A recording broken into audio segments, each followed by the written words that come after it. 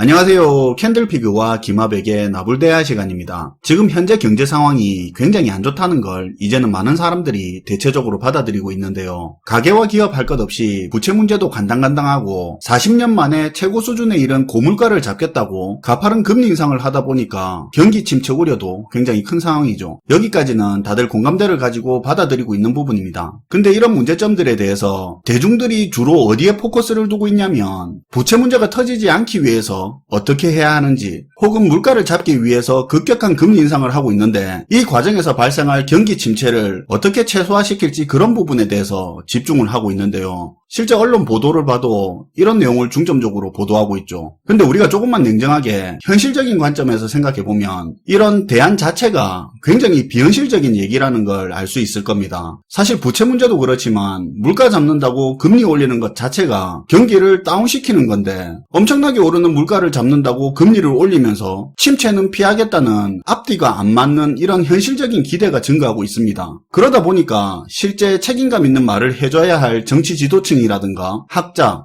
전문가들조차도 사람들의 그런 비현실적인 기대에 호응하는 이야기들만 자꾸 반복해서 하고 있습니다. 그래서 오늘은 굉장히 불편하지만 진짜 현실적인 이야기에 대해서 할 건데요. 이게 터무니없는 소리가 아니고 진짜 해야 되는 일이 뭔지, 우리가 하고 싶은 일이 아니라 해야 할 현실적인 해결 방안이 뭔지 이야기를 할까 합니다. 불편하게 들릴 수도 있겠지만 그래도 오늘 이야기는 일단 평상시에 가졌던 생각이 지금 말하는 거랑 다르다 하더라도 열린 마음으로 한번 들어주시면 좋을 것 같습니다. 반갑습니다, 김하백님. 네, 안녕하세요. 캔들피그님이 앞에서 말씀하신 것처럼 지금 우리 사회에 이슈되는 문제가 크게 부채 문제하고 금리 인상으로 인한 경기 침체 문제가 최근 많이 부각되고 있고 실제 많은 사람들의 큰 관심사죠. 아무래도 부동산도 그렇고 투자하는 사람들도 많으니까요. 근데 먼저 이 부채 문제를 보면 지금 해결책이나 대안으로 어떤 것들이 나오고 있냐, 정책적으로 보면 부채 문제를 해결하기 위해서 예를 들면 이미 빚이 넘쳐서 문제인데 그런 사람들한테 정책자금 대출을 더 빌려준다든지 아니면 지금까지도 못 갚는 빚을 향후 20년, 30년 동안 나눠서 갚도록 해서 자꾸 이 빚 문제를 뒤로 미루면서 지연시키는 정책들 위주로 내놓고 있습니다. 여기에 대출 문턱을 낮추면서 금융권 규제를 완화하려는 움직임도 나오고 있고요.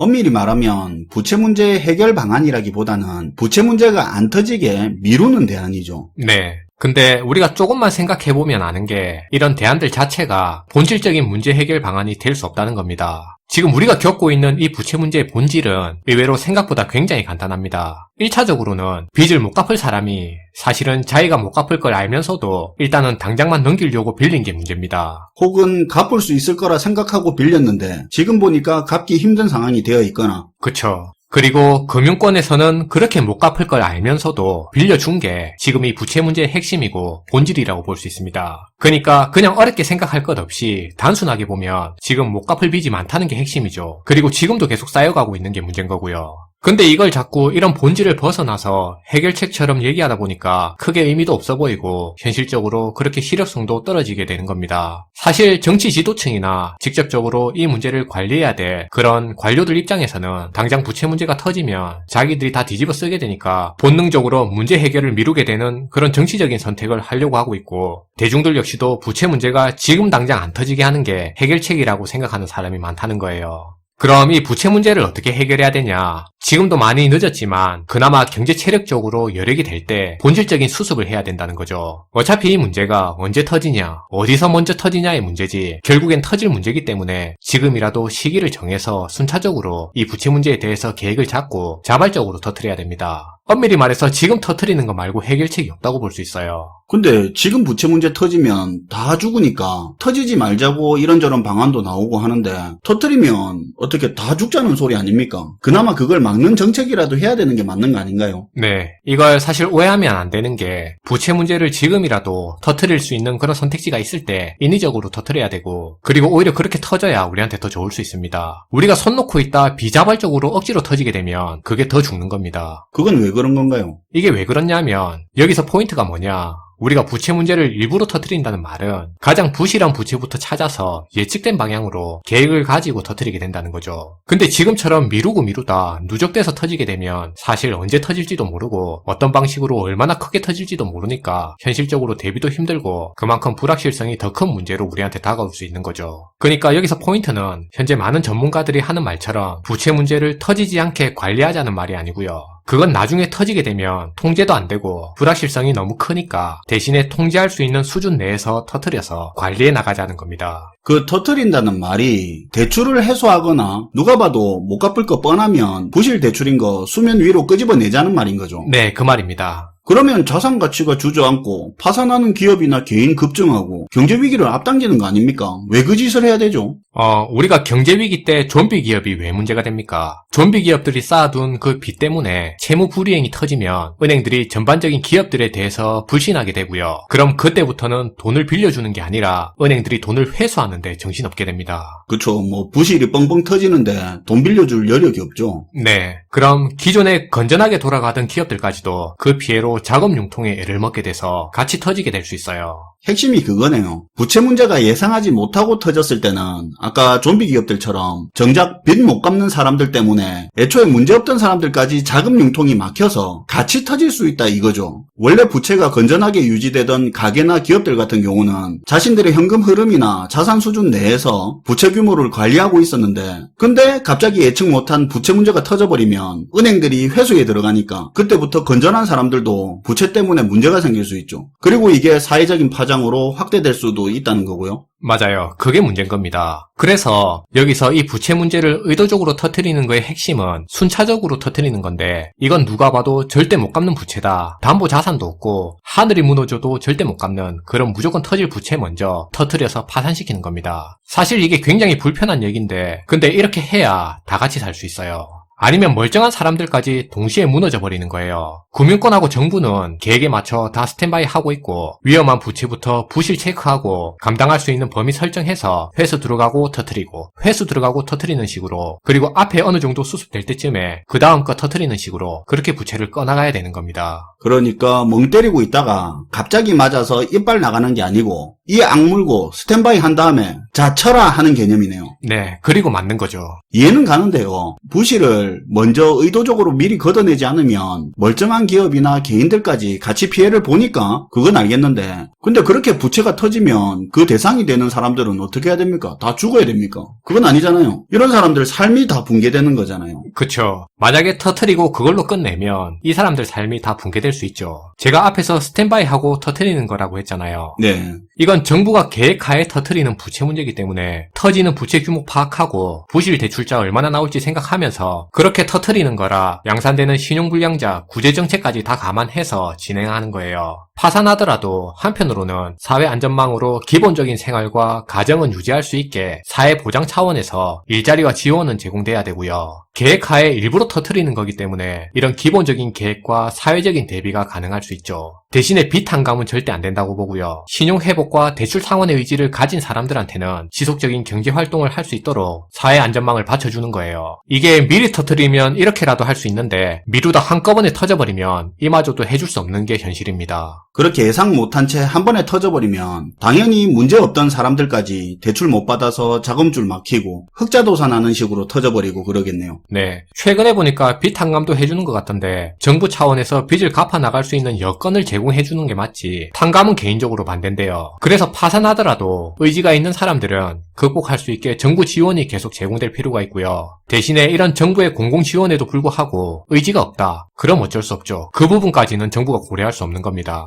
그래서 이런 식으로 다음 단계, 그 다음 단계 이렇게 터뜨리면서 최소한 기존의 건전한 가게나 기업들이 자금 회수나 신용 경색에 안 시달리게끔 그렇게 만들어 가야 되는 거죠. IMF 때 많이 봤잖아요. 자금줄 막혀서 성장성 있고 잘 돌아가던 기업들마저도 무너져 내렸잖아요. 이렇게 해야 부채를 터뜨리는 과정에서 부실한 짐들을 털어낼 수 있고 그래야 살아남은 경제 주체들이 다시 경쟁력을 갖추면서 나중에 또 경제를 키워나갈 기회도 모색할 수 있는 겁니다. 실제로 큰 자산을 가진 사람들은 오히려 이런 인위적인 구조조정을 원하기도 하고요. 구조조정 때 싸게 담으려고. 아니요, 그게 핵심이 아니고요. 그건 뒤에서 추가로 제가 말씀을 드릴게요. 네. 아무튼 부실 부채 문제를 계획적으로 미리미리 안 터뜨리면 건전한 가게와 기업들까지 불필요하게 무너지게 되니까 사회 경제적으로 다시 돌아오기 힘든 상황이 될 수도 있다 이거네요. 그래서 자발적으로 미리미리 터뜨릴 필요가 있는 거고, 구조조정의 의미로. 그쵸, 그게 포인트인 것 같습니다. 계속 안고 갈 수 있는 문제는 아니니까요. 계속 안고 갈 수는 없죠. 당장만 해도 미국 금리 올리는데 그거 따라 올리다가 부채 문제 터질까봐 이러지도 저러지도 못하는 거 아닙니까?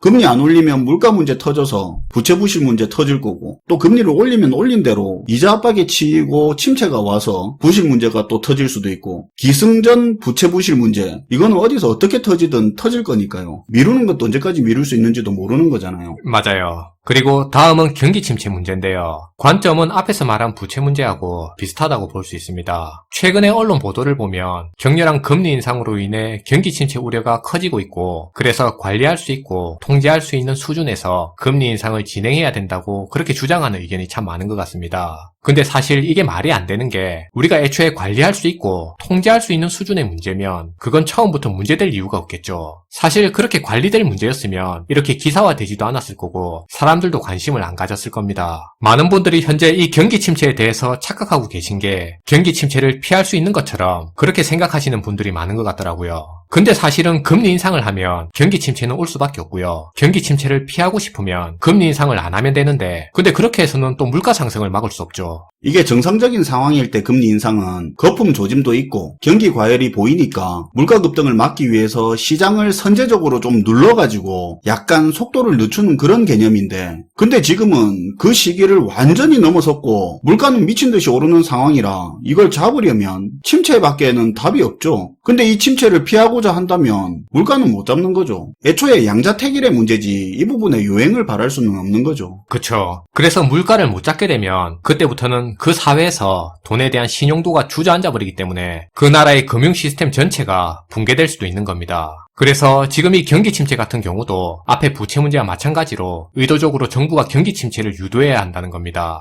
우리가 지금 상황에서 금리 인상을 하면 경기 침체가 올 거라는 건 압니다. 근데 사실 금리 인상이 어디까지 진행됐을 때 경기 침체가 일어날지에 대해서는 아무도 모르고 있죠. 그리고 그 경기 침체가 언제 어떤 식으로 일어날지도 불확실하고요. 그래서 어차피 일어날 경기 침체고 피할 수 없는 경기 침체라면 모두가 예측할 수 있는 범위 내에서 정부가 자발적으로 경기 침체를 만드는 것도 사람들이 대비할 수 있게 만드는 한 방법이 될 수 있습니다. 그러면 그게 대비한다는 게 사람들은 지출을 줄이고 투자도 줄이고 그렇게 하겠네요. 돈도 안 쓰고 소비도 없고 그러면 경기 침체가 더 깊어지는 거 아닙니까? 맞아요. 근데 그 과정에서 사람들이 경기 침체를 대비하고 받아들이는 순간 이미 그때 물가가 잡혀있을 가능성이 굉장히 높을 겁니다. 그러면 물가가 조금이라도 더 이른 시점에 잡혀버리는 거죠. 가계 기업들이 침체를 대비해 다 줄이게 되니까요. 따지고 보면 물가를 잡기 위해서는 돈을 더 안 쓰고 불안해야 잡히는 거지, 기대감이 살아있고 투자에 열을 올리고 하는 그런 분위기에서는 물가 잡기가 더 힘들겠네요. 네, 맞아요. 그리고 이게 계획하에서 자발적으로 유도된 침체이기 때문에 정부 차원에서도 시간적인 여유를 두고 침체에 대응한 정책도 미리 대비할 수 있고요. 그럼 아무래도 침체를 대비하는 상황이니까 만약에 정책이 나온다고 치면 성장보다는 분배와 안정에 포커스를 둔 그런 정책에 무게가 실릴 가능성이 높겠죠. 물가를 잡아야 하는 상황에서 성장이니 투자니 하는 게 잘 안 맞는 거라고 하던데 이게 이런 거네요. 네. 그리고 마지막으로 앞에서 질문 주신 부분에 대한 내용인데요. 실제로 큰 자산을 가진 사람들이 오히려 이런 인위적인 구조조정을 원한다고 했잖아요. 이 사람들은 경제관료나 지도층이 선제적인 구조조정을 실시한다는 명확한 시그널을 주기를 바라고 있습니다. 이유는 사실 굉장히 간단해요. 그게 왜 그런 건가요? 여기서 진짜 부자들이 원하는 건 우리 개인들처럼 특정 종목이나 일부 자산이 살아나는 그런 단편적인 부분에 관심이 있는 건 아닙니다. 이 사람들은 일부 자산이 아닌 시장이 살아나는 걸 원하고 이걸 특히 확인하고 싶어 하죠. 그런데 여기서 시장이 살아난다는 말은 이게 일시적으로 살아나는 걸 수도 있고 아니면 느리지만 안정적으로 살아나는 걸 수도 있어요. 근데 특히 진짜 부자들 같은 경우엔 우리같이 단기간에 큰 수익을 원하기보다는 수익이 좀 적더라도 자신들의 자산을 지켜가면서 안정적으로 늘려가길 원하죠. 그리고 이게 가능한 시장인지를 꼭 확인하고 싶어 하고요. 그러기 위해서는 인위적인 구조조정이 필요하다 이거네요. 그쵸. 그래서 이 사람들은 지금 이 성장의 짐이 되는 부분을 덜어내고 가고 싶어 하는데 그 방식이 바로 구조조정인 겁니다. 그게 인위적인 구조조정이면 자산 가격이 하락하더라도 나중을 기약할 수 있기 때문에 싼 가격인 게 맞는데, 근데 만약에 예상치 못한 침체로 인해서 자산 가격이 하락하는 거면 그때는 그 깊이를 알 수도 없고, 그리고 그 침체가 얼마나 오래 갈지도 모르기 때문에 지금 싼 가격보다 나중에 더 싸질 수도 있고요. 아니면 이 가격이 계속 낮은 상태로 고착돼서 싼 가격이 유지될 수도 있습니다. 그래서 통제할 수 있는 인위적인 구조조정을 통해서 시장의 다음 성장과 도약을 위해 지금 짐을 덜어내는 작업을 그들이 원하는 거죠. 진짜 돈 있는 사람들은 알 수도 없는 저가 찬스보다 시장의 안정적인 성장을 원하는 거고, 그걸 위해서는 선제적이고 인위적인 구조조정이 필요하다 이거네요. 그쵸. 그 부분이 중요한 포인트입니다. 네, 오늘도 잘 들었습니다, 김어백님. 네, 감사합니다. 불을 막기 위해서 불을 지른다. 이거 미친 짓처럼 보이는 건 사실이죠. 그런데 실제로 끌 수 없는 큰 불이 났을 때는 불이 번지는 길목에 미리 불을 질러서 다가오는 불이 더 이상 태울 수 있는 게 없게 만들어서 그 불을 제압하죠. 흔히 맞불을 놓는다고 그렇게 표현을 합니다. 실제로 있는 소방법인데요. 자신이 컨트롤할 수 없는 상황을 자기가 먼저 터뜨려서 컨트롤할 수 있는 상황을 만드는 게 지금 시점에서는 중요하다고 봅니다. 끌 수 없는 불에 의미 없는 소화기만 뿌릴 건지, 각오 단단히 하고 맞불을 놓을 건지 결정해야 할 순간이 온 것 같습니다. 얼핏 보면 맞불을 놓는 정신나간 짓이 앞으로 미래를 조금이나마 긍정적으로 만들 수 있는 용기 있는 행동이 아닌가 생각이 들기도 하네요. 시청해주셔서 감사하고요. 지금까지 나불대화 시간이었습니다.